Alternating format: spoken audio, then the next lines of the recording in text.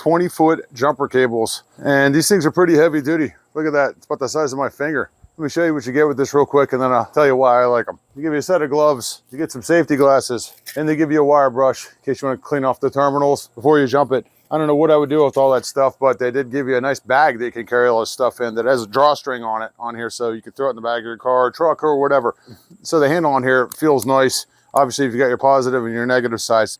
With this, you've got two different sides of it. You've got a short side and a long side. So the cool thing about these to me is that they're 20 foot long. I could pull my car up. I have a little Chevy Sonic.